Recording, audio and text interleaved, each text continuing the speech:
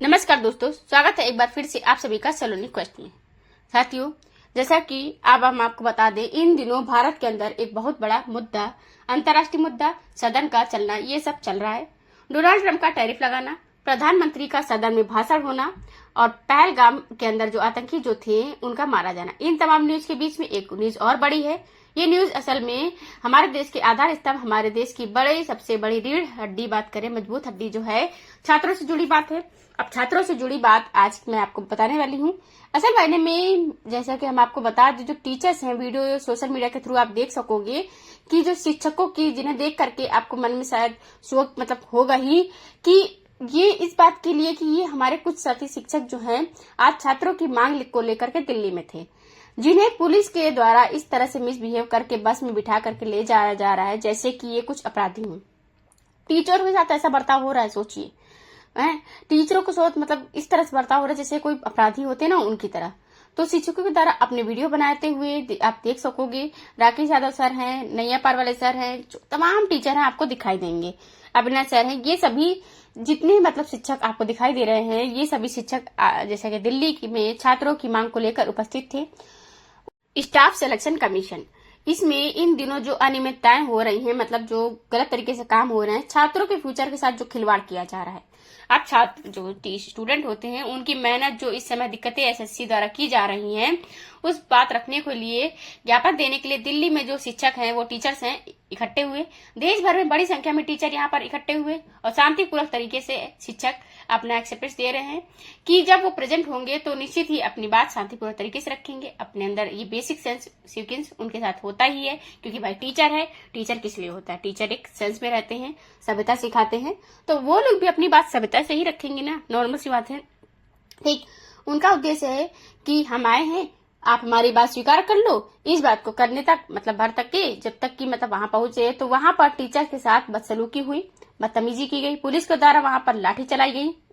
इस पर media reports में कहा जा रहा है कि साथ शिक्षकों के द्वारा जो वीडियो फुटेज बाहर निकल कर आ रहे हैं, ये सब क्यों हो रहा था। आप इस विषय को हम लोग जानते हैं, इसको क्लियर करते हैं, कंफर्म करते हैं कि क्या मैटर क्या था। देखिए, स्टाफ सिलेक्शन कमीशन क्या है, क्योंकि जैसे कि हम इस बार जैसे आपको बता दें यहाँ पर कि स्टाफ सिलेक्शन कमीशन एक एग्जाम कंडक्ट कराता है जो एसएससी के बच्चे होते हैं, जैसे कि एमटीएस है, एसएससी, एमटीएस, सीजीएल, सीएचएसएल, इस तरह के जो एग्जाम होते हैं वो एसएससी के थ्रू ही होता है। ठीक है, अगर किसी को ना पता हो जैसे कि ये क्या होता है, तो हम आपको बता दें, स्टाफ सिलेक्शन कमीशन, इसका फुल फॉर्म है एसएससी का। ठीक है, अब हम आपको बता दें कि जब एक तरफ ये बात कह रहे हैं कि डोनाल्ड ट्रंप के भारत के साथ ये कर दिया, हम उसे उठ खड़ा होना है। ठीक है, हमें उन्हें बता देना है कि हम क्या कर सकते हैं। लेकिन हमारे ही छात्र, हमारे ही युवा, अगर बात करें हमारे देश की जो कर्णधार है, अगर वो खुद पीड़ित है, वो खुद परेशान है, तो उधर से तो वो लोग मारे गए, जैसे कि इधर से हमारे जो स्टूडेंट हैं वो परेशान किए गए, उनको मारा पीटा गया। जिम्मेदार पहचाना जरूरी है। एसएससी इस एग्जाम को कंडक्ट कराती है, ये सरकार के अधीन संस्था है, तो सरकार को अपनी जिम्मेदारी समझने की आवश्यकता होती है। डीओपीटी की जो जिम्मेदारी समझने की आवश्यकता है। अल्टीमेटली ये ऐसा क्यों हो रहा है? अगर हम कूटनीतिक स्तर पर जाएं, विदेशों से वार्ता करने की चर्चा करते हैं, तो हम अपने देश के अंदर जो स्टूडेंट हैं, उन स्टूडेंट को साथ जो बिहेव किया जा रहा है, उन छात्रों के साथ जो किया जा रहा है, ये विषय क्यों उभरा।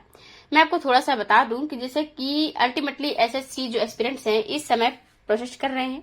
क्यों ये कर रहे हैं? क्योंकि यहाँ पर हम आपको बता दें, हमारे सपने मजाक नहीं है, आप उन्हें झूठा मत मानिए, और अल्टीमेटली देश के युवाओं से ही देश का भविष्य बनता है। ऐसे में एसएससी स्टूडेंट के साथ जो हो रहा है वंडर फेलियर जैसा कि, और एसएससी मिसमैनेजमेंट के नाम से ट्विटर पर जो ट्रेंड कराया जा रहा है, जैसा कि वो क्या रहा है, स्टाफ सिलेक्शन कमीशन नाम से देश के अंदर एक संस्था है, एक सरकारी सिस्टम है, जो कि जो स्टूडेंट होते हैं तो उनके लिए परीक्षा आयोजित कराता है। एक तरह से आप ऐसे समझो, आईएएस बनाने के लिए यूपीएससी का एग्जाम कंडक्ट कराता है, यूपीएससी द्वारा एनडीए एग्जाम होता है, ये कंडक्ट कराए जाते हैं, जियो केमिस्ट भी कराए जाते हैं, आईएएस भी कराए जाते हैं, फॉरेस्ट सर्विसेज भी कराए जाते हैं। ठीक उसी तरह पर एसएससी के द्वारा एग्जाम कंडक्ट करवाए जाते हैं। स्टाफ सिलेक्शन कमीशन कौन कौन से एग्जाम होते हैं, कौन कौन सी योग्यताएं होती हैं, तो वो थोड़ा सा ब्रीफ में हम लोग बता देंगे। लेकिन उस एग्जाम कंडक्ट करवाने वाली जो संस्था है, उससे जुड़ी जो अनियमितताएं इन समय छात्रों के विषय में साथ खिलवाड़ कर रही, साथ में उनके भविष्य के साथ। ऐसा क्यों? देखिए, क्योंकि देखिए, छात्र एक नौकरी प्राप्त करने के लिए 25 से 50 हजार की जो नौकरी है, उसके लिए दिन भर मेहनत करते हैं कि उसे लाखों की संख्या में कुछ हजारों में पहुंचने का मौका मिले। क्योंकि ऑलरेडी हमारे देश में जितना कि बेरोजगारी बहुत है, तो जानते हो हर व्यक्ति सरकारी नौकरी का सपना देखता है, उसका पूरा हो भी नहीं पाता। ऐसा नहीं कि सबका पूरा ही हो जाता भाई, उनमें से कुछ का ही पूरा होता है, सरकारी नौकरी पहुंच पाते हैं। एग्जाम के लिए निश्चित ही उन्हें संघर्ष करना पड़ता है, लेकिन उससे बड़ा चैलेंज उनके लिए क्या होता है, फेस करना पड़ता है कि वो जब एग्जाम सही तरीके से ना हो पाए, एग्जाम अगर सही से हो जाए, एग्जाम का रिजल्ट बिना किसी चीटिंग के आ जाए, एग्जाम के दौरान कोई ऐसी दिक्कत ना हुई हो जिससे कि मिसमैनेजमेंट का वो शिकार हुए हैं बन जाए, या फिर रिजल्ट में कोई गड़बड़ी ना हुई हो, या फिर एग्जाम पेपर लीक ना हुआ हो। अगर रिजल्ट आ गया तो सब कुछ सही होने के बाद भी उसे नियुक्ति समय पर मिल जाए, ये छात्र की सबसे बड़ी एक जरूरत होती है। ऐसे में स्टाफ सिलेक्शन कमीशन ने छात्रों के साथ एक धोखा किया हुआ है। स्टाफ सिलेक्शन कमीशन का नाम नया नहीं है, एसएससी पहले भी छात्रों के साथ ऐसा करता था, बर्ताव के लिए जाना जाता है। क्या पहले भी बहुत सारे नॉर्मलाइजेशन को क्षेत्र लेकर के छात्रों के साथ में द्वारा प्रोसेस हुए हैं कि ऐसा मतलब कर सकते हैं। फेयर एग्जाम छात्रों की एक हमेशा से मांग रही है कि सही तरीके से कराइए। हमेशा स्टूडेंट यही चाहते हैं कि इस विषय पर मांग उठाई है कि हमारे लिए लोग जो एग्जाम में बैठ रहे हैं उतनी ही सीटें कर दें। तो इस देश पर ये जो विश्वास रखते हैं कि हमारे देश जो है आर्थिक स्थिति जब अच्छी होगी तो निश्चित ही हमारे पास बेरोजगारी नहीं होगी। लेकिन आज हम बेरोजगार हैं, हम चाहते हैं कि हम अपनी योग्यता के आधार पर हमें पद दे दीजिए, मतलब जैसी हमारी सिचुएशन है, जैसी हमारी नॉलेज है, जो भी हमारी एबिलिटी है, उसके अकॉर्डिंग ही आप हमें पोस्ट दीजिए। ठीक है, उस समय आपको पद देने में केवल एक एग्जाम फेयर कराने की जरूरत होती है, उसी की अपेक्षा हम लोग आपसे करते हैं। दिन रात जो बच्चे मेहनत करते हैं, एक पक्ष आएगा कि मतलब कहाँ तक जो लोग सुन चुके हैं कि लोग एग्जाम लिखते हैं नहीं है, उनके दिमाग में बेसिक पक्ष ये आएगा कि छात्रों के लिए जो शिक्षक संघर्ष कर रहे हैं तो वे केवल हीरो बनने के लिए कर रहे हैं, ये काम कर रहे हैं, क्योंकि उनकी कोचिंग चलती है और कोचिंग को अपना नाम बढ़ाने के लिए लोग ऐसा कर रहे हैं। देखिए, ऐसा है कि किसी न किसी को तो इस बात को उठाना ही पड़ेगा, आगे बात बढ़ानी पड़ेगी। आप सोचो, लाखों की संख्या में जो स्टूडेंट हैं वो पेपर देते, एग्जाम देते हैं, वो लाखों जो स्टूडेंट हैं, शिक्षक हैं, उनका आह्वान यहाँ पर आते हैं। देखिए, देश के अंदर शिक्षक बड़ी बड़ी भूमिका निभाते हैं। टीचर्स ने जो राष्ट्र निर्माण के लिए छात्रों को दिशा दी है, अगर कोई ये ब्लेम दे दे कि फलानी राजनीतिक महत्वाकांक्षा के चलते उस टीचर के द्वारा जो शिक्षकों को सरकार के खिलाफ भड़काया गया, ठीक, या फिर कोई ये ब्लेम गेम खेल दे कि साहब जो छात्रों के साथ ये कोचिंग संस्थान इसलिए काम कर रहे हैं क्योंकि इनको छात्रों को पढ़ा करके ये अपना बिजनेस बढ़ाना चाहते हैं। ठीक, लेकिन पहली बात तो ये है, बिजनेस बड़ा करने की है, उस पर पहले चर्चा करते हैं। क्योंकि देखिए, हम आपको बताएं, अगर जैसे कि छात्रों की बात हो रही है, लेकिन अब तक जो वीडियो सुनते सुनते आप दिमाग में वीडियो के साथ ये जो प्रश्न खड़े होंगे आपके साथ में, उनको हम समझते हैं।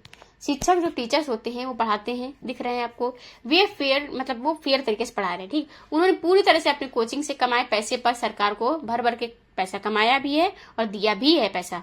ऐसे में अगर आप ये कहते हैं कि शिक्षक ही जिम्मेदार है इन सब का, तो सरकार आप स्वयं ही शिक्षक से पैसा वसूलती है। आप भी जिम्मेदारी समझे कि वो शिक्षक आपके लिए ही एक तरह से पैसे का सोर्स है। तो नंबर का एक कोई भी मतलब अपराध नहीं कर रहा है, अपराध क्यों नहीं कर रहा है, इस विषय को भी हम लोग समझते हैं थोड़ा सा। तो क्योंकि देखिए, आपकी शिक्षक जो शिक्षा व्यवस्था ये में इसमें ना जो आप जाकर कोचिंग बनी, जैसे कि आज हमारे बैट्समैन क्रिकेटर्स हो या फिर जो हमारे कितने भी बड़े बड़े प्लेयर्स हो, हर गेम के अंदर एक बैडमिंटन हो, चेस हो, अगर कहें कोच अपने लगे रहते हैं, देखते हैं। हर तरह से फेयर टैलेंट को दिखाने के लिए कोचिंग स्पोर्ट्स में देते हुए आपने लोगों को देखी है। यही कारण है कि शिक्षा व्यवस्था में कोचिंग एक पैरेलल इकोनॉमी बनकर खड़ी हो गई, जहां स्कूल कॉलेज के साथ कोचिंग साइड बॉय मतलब साइड में इनका बड़ा भी स्थान प्राप्त कर ले गई है। मैं कोचिंग सही या गलत की बात नहीं कर रही, तर्क वितर्क नहीं दे रही, पर तर्क सिर्फ इतना है कि कोचिंग का होना, अगर शिक्षा व्यवस्था सही रही होती तो आपने फेयर एजुकेशन पढ़ाया होता, किया होता, सिस्टम सब कुछ सही होता, तो कोचिंग क्यों ही एग्जिट करती और क्यों ही टीचर यहाँ पर टीचर आजकल पढ़ा रहे हैं। वो सब कुछ ना कुछ बढ़िया मतलब एग्जाम खुद पास करके बैठे हुए आप लोग कह सकते हैं कि सब ये तो खुद लाखों कमाते हैं। ठीक, तो आइए देखिए, हम आपको बता दें, आप भी शिक्षक बन जाइए और कमाइए लाखों। इतना आसान नहीं है। हमारे देश के अंदर यहाँ नौकरी पाना इतना मुश्किल है, सरकारी नौकरी, वहां पर इतने सारे जो स्टूडेंट होते हैं उनको एस्पिरेशन पर खरा उतरना, चुनिंदा टीचर्स तक पहुंचना भी एक चैलेंजिंग टास्क है। तो दूसरे के हाथ में कुल्हाड़ी देखकर ये ना समझे कि ये बहुत आसान काम है। तो पहले तो मैंने जैसे कि आपको शिक्षक के बारे में बताया, जानकारी दी, इसलिए दे दी क्योंकि आप में से बहुत सारे लोग, 2-3 जो होंगे और भी होंगे, जोड़ देंगे कि इस सारी जो काम हो रहा है, ये सब जो किया जा रहा है ना, इसमें क्या है, ये टीचर्स अपना मतलब फेमस होने के लिए, अपने आप को हीरो बनाने के लिए काम कर रहे हैं, पर ऐसा नहीं है। छात्र आंदोलन करना चाहते हैं, राजनेता राजनीतिक ढंग से कर ले, शिक्षक को शिक्षक रहने दें। यही अल्टीमेटली शिक्षक चाहता है। उन्हें चाहिए कि अच्छे से बच्चा पढ़ के कुछ बन जाए, हम पढ़ा के खुश हैं। यही बात राजनीति की, तो राजनीतिक मोर्चे पर जब वो उतरेंगे तो चोरी छुपे नहीं उतरना उनको, वो दिन दहाड़े मतलब खुलेआम आएंगे, ठीक है, राजनीति में। तो इस विषय को जैसे कि हम मिक्स करके छात्रों के आंदोलन को कम कर करके ये मतलब ना के, ठीक है। ये मैंने आपको जो थॉट दिए अपने, क्योंकि कुछ इमेजेस आ रही हैं, तस्वीरें आ रही हैं कि इनकी जो राजनीतिक महत्वाएं तो डरपोक थोड़ी हैं। देखिए, टीचर्स हैं, पढ़े लिखे भी, अगर राजनीति में आ भी गए तो क्या दिक्कत है भाई, वो तो पढ़े लिखे हैं। एटलीस्ट जो गंवार हैं, जिनको कुछ नहीं आता है, जो तरीके से ब्लेम करते हैं, अपराधी हैं, वो बन के बैठे राजनीति में हैं। उनसे अच्छा तो टीचर आएंगे, पढ़े लिखे आएंगे, तो वो तो कम से कम अच्छा ही करेंगे कुछ, ठीक है। तो अब शिक्षक की बात आ रही है, अगर शिक्षक राजनीति में आता है तो इसी में मतलब हमने आपको बताया जैसा कि वो तो पढ़ा लिखा आदमी है, लाखों लोगों की पढ़ाया लिखाया हुआ है, अगर राजनीति में आ जाता है तो कोई दोष भी नहीं है इसमें। क्रिमिनल्स को राजनीति में देखते हैं, मर्डर्स को राजनीति में देखा जाता है, भ्रष्टाचारी राजनीति में होते हैं। अपनी काउंटिंग में ये लिखा है उन्होंने, ठीक, हमने भ्रष्टाचार कितने किए हैं। अब इन सब चीजों की बहस से परे हटकर हम लोग कुछ आगे बढ़ते हैं, ठीक। तो देखिए, राजनीति भी उन्हें मुबारक। अब आते हैं मूल मुद्दे पर, हम लोग छात्रों के मुद्दों पर, क्योंकि इन सब के बीच में थोड़े दिनों में क्या होगा कि इन सबको देख करके 2-4 लोग और जो आपको कहते मिल जाएंगे कोचिंग के लिए प्रेरित हैं। तो कोई गुनाह नहीं है, आपको हम बताएं, अगर आप आगे बढ़ते हैं, क्या है ना, वो जान लीजिए। असल में हुआ क्या था कि हमारे जो एसएससी एस्पिरेंट्स हैं, जो स्टूडेंट हैं, वो परीक्षा देने के लिए आवेदन करते हैं एसएससी के द्वारा। एसएससी कंबाइंड सीजीएल का एग्जाम, सीएचएसएल का एंड मल्टीटास्क के तमाम प्रकार के एग्जाम एसएससी कंडक्ट कराती है। अलग अलग एग्जाम की क्वालिफिकेशन 12th पास, ग्रेजुएशन, इस तरीके से लिए जाते हैं। एसएससी जब एग्जाम कंडक्ट कराती है तो उस समय पर कुछ लोगों को क्वालिफाई कराना, फिर फाइनल तक ले जाना, तमाम प्रकार के बहुत सारे बच्चे उसमें बैठते हैं, रजिस्टर भी होते हैं जैसा कि, फिर उसमें अपीयर्ड होते हैं, फिर अटेंडेंस मान लीजिए इतनी रह गई टीयर 1 में, फिर इतना क्वालिफाई किया, परसेंटेज हो जाता है, फिर तरीके से इस तरह से मतलब कुल मिलाकर के परीक्षा में जब विद्यार्थी बैठते हैं तो वो मल्टी लेवल स्क्रीनिंग से निकलकर गुजरते हुए अपने पद तक पहुंचते हैं। ऐसी ही एक एसएससी की परीक्षा होनी थी फेज 13 के नाम पर। परीक्षा को आयोजित होना था 2024 से 24,443 पदों की बात हो रही है। वो परीक्षा आयोजित होनी थी 23 जुलाई को, मतलब 23 जून से। प्रेस एसएससी के द्वारा अपनी तरफ से एप्लीकेशन प्रोसेस चालू किया गया था 23 जून से, और उस परीक्षा के अंदर जैसे कि हम बात करें पदों के लिए जो भर्ती किया जाना था, last date of fees payment June 2024 की थी, ठीक है। तो 24 की थी ये परीक्षा, माफी चाहूंगी, जैसे कि 23 जून, मतलब 23 जून बोला था, ठीक है। तो जुलाई, ये 24 जुलाई होनी थी एग्जाम की डेट, बात है ये है, ठीक। अब 24 जुलाई से चलकर 4 अगस्त तक होने थे, क्योंकि बहुत सारे बच्चे फॉर्म भरेंगे तो ऑनलाइन अगर एग्जाम लेना है तो जैसे कि सबको एक साथ ना हो पाए, इसलिए फेज वाइज एग्जाम कराए जाते हैं। अलग अलग तिथियों पर किया, मतलब डेटों पर किया, अलग अलग डेट होती है, सारी बात, ठीक। बच्चों के लिए पद थे, तब परीक्षा मतलब भरने जा रहे थे, फॉर्म भरा, प्रॉपर तरीके से सब चल रहा था, एग्जाम डेट्स आई, इस बीच में एग्जाम कंडक्ट कराना है। एग्जाम कंडक्ट होना था एसएससी सिलेक्शन पोस्ट का फेज 13 के लिए। इसमें रिक्रूटमेंट जैसे कि बात करें, अथॉरिटी स्टाफ सिलेक्शन कमीशन ही था। सिलेक्शन पोस्ट पर बच्चों को लिया जाना था और पद थे। एग्जाम को ऑनलाइन होना था। 18 से 30 साल के जो बच्चों को अप्लाई करना था, और उसमें 10th 12th ग्रेजुएशन वाले क्वालिफिकेशन थे। अब इसके अंदर स्क्वायर की गई। चलिए, अब इस परीक्षा को आयोजित करने की जो एजेंसी होती है, जब क्योंकि परीक्षा ऑनलाइन कराई जा रही है, ऑनलाइन में आपको कंप्यूटर पर बैठ करके आंसर्स लिखने हैं, आंसर्स क्लिक करने हैं।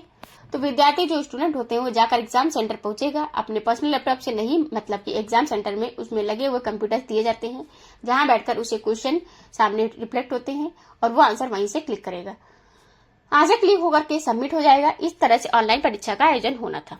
फेज 13 की परीक्षा का आयोजन होना था।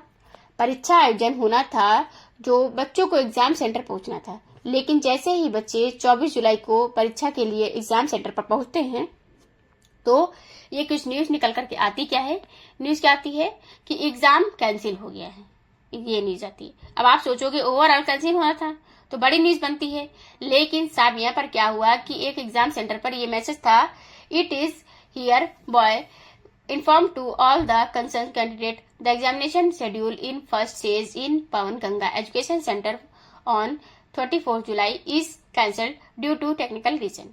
देखिए, 24 जुलाई के दिन सेंटर टू मतलब कि यहाँ पर एग्जामिनेशन सेंटर जो है कोई पवन गंगा के नाम पर है, वहां पर ये कहा गया कि ये किसी टेक्निकल कारण के कारण परीक्षा रद्द हो रही है। और यहाँ पे हम ये बात करते हैं जैसे कि अब परीक्षा करा रहे हैं, संभव है कि चलो हाँ हो गया होगा, एक बार के लिए समझ सकते हैं, चलो मानते हो जाता है, ठीक है, कोई बात नहीं। दुर्भाग्य से ऐसा हुआ कि लेकिन जब ये घटना मल्टीपल होने लगी, मल्टीपल जगह पर देखने को मिल रही थी, ठीक है, इस तरह से नोटिस दिखाई दिया कि जिसके अंदर दिखाया जाता है कि ये कोई एडुकासा मतलब इंटरनेशनल हुबली के अंदर जगह है, जहां 24 तारीख के दिन फर्स्ट शिफ्ट का जो एग्जाम है टेक्निकल कारण बता करके रद्द किया गया। परीक्षा रद्द होने से छात्र जो स्टूडेंट है वो परेशान होने लगे। परेशान छात्रों ने अपनी बातें निकालनी शुरू की। धीरे धीरे फिर एक नाम निकल कर से आता है, पवन गंगा बाहर आता है। वो कहता है कि 24 से लेकर 26 के बीच सभी जो एग्जाम है वो कैंसिल, सभी एग्जाम रद्द। अब जब ये बात होती है तो छात्र जो होते हैं दूर से चल करके यहाँ पहुंच रहे हैं, उन्हें ये बात जब पता चली कि हम पढ़ाई करके हमारी परीक्षा ही रद्द हो गई है, तो वो सरकार के द्वारा अनाउंस नहीं हुई है, एग्जाम सेंटर रद्द कर दे रहा है, एग्जाम सेंटर कर रहा है। फिर ये एग्जाम सेंटर को अथॉरिटी किसने दी? उसने कहा साहब मेरे तो कंप्यूटर नहीं चल रहे हैं, एग्जाम को रद्द कर रहा हूँ क्योंकि मैं नहीं करवा सकता। तो भाई आपने ये परीक्षा करवाने की जिम्मेदारी फिर लेके थी, जब नहीं करा सकते क्यों लेती? उस समय आप क्या सो रहे थे? आपको ये सब चीजें चेक करनी चाहिए थी ना कि जब आप कि भाई हमारे जो कंप्यूटर सब सही से काम कर रहे हैं कि नहीं कर रहे हैं, क्योंकि सैकड़ों में परेशान हो रहे हैं बच्चे, स्टूडेंट हैं जो परेशान हो रहे हैं, उनके एग्जाम नहीं दे पा रहे हो। कितनी दूर दूर से बेचारे कहाँ से आते हैं, टिकट कराते हैं, कहीं रुकते हैं, रोड पर सो के रात भर जागते हैं और तब जाके वो एग्जाम सेंटर पहुंचते हैं। इतनी मेहनत से, दिन रात उनकी मेहनत होती, सालों की मेहनत होती है उसमें।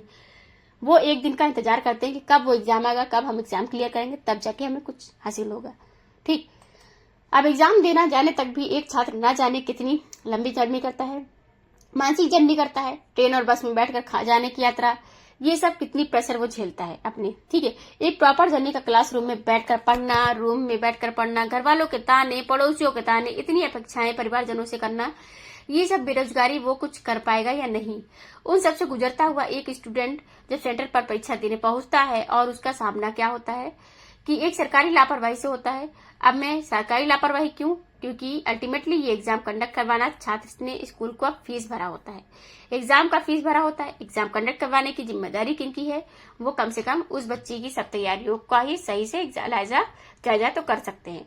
आप जायजा के नाम पर उस बच्चे को इतना दूर से मतलब जो चल के आया है, एग्जाम सेंटर पर आया है, जिन एग्जाम सेंटर में वो बैठ रहा है वहां कंप्यूटर काम नहीं कर रहे। स्टूडेंट के द्वारा अपने जो द्वारा वीडियोस बनाए गए हैं, सारी की सारी वीडियो ये चीजें निकाल कर दी गई कि यहाँ असुविधाएं हो रही है, छात्रों के साथ में असुविधाएं, छात्रों को परेशान झेलनी पड़ रही हैं। अब परेशानी में छात्रों के समर्थन में शिक्षक उतर कर आए कि आप ऑलरेडी इतना सफर कर रहे हैं, इतना एग्जाम आप लोग दूर दूर कर जाकर सेंटर पर दे रहे हैं, परेशानियों से आपका वास्ता पड़ रहा है, तो आप लोग बस तैयारी करते रहिए क्योंकि आप परेशान हैं। क्योंकि शिक्षक जो होते हैं वो छात्र जो हैं उनकी सबसे पहली उम्मीद शिक्षक से होती है कि साहब हमारी इस बात के लिए हमारी बात उठाइए, इस विषय को हमारे किसी न किसी मंच तक पहुंचाइए। तो हमारे साथ असुविधा हो रही है क्योंकि उसने अभी दुनिया नहीं देखी है, तो वो केवल अपना स्ट्रगल देख रहा है, बम मुश्किल वो एग्जाम सेंटर तक पहुंचना, ताकि बस खूबसूरती से वो अपना एग्जाम तय कर सके, भविष्य बना ले। ऐसे में शिक्षक जो हैं वो बच्चों की अपेक्षाएं समझते हैं। उनसे प्रेरित होकर के शिक्षक ने क्या किया, अपने स्तर पर यह तय किया कि चलिए हम लोग खुद जाकर सरकार को बताते हैं कि बच्चों के साथ दिक्कत क्या हो रही है। ये मान सकते हैं कि सरकार को बहुत सारी चुनौतियां हैं। 140 करोड़ की आबादी में सरकार को अगली बार चुनाव भी लड़ना होता है, अपनी कंट्रीब्यूशन बनानी होती है, तो ना जाने कितने लोग अपेक्षा कर उनसे बैठे हैं कि उनकी पूर्ति करें।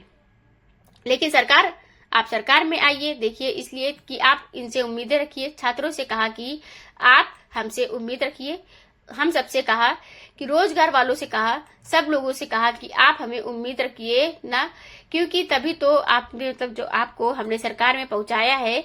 जब आपसे उम्मीदें रखी गई हैं, छात्रों ने शिक्षकों से कहा कि आप जाइए, क्योंकि आप जो है ना ये मतलब क्योंकि टीचर्स हैं, आप हमारी बात है जो ऊपर लेवल तक पहुंचा पाएंगे, ठीक है। शिक्षक जो थे, टीचर्स थे, वो गए भी, लेकिन उनके साथ हुआ क्या वो आपके सामने है कि हम बता दें।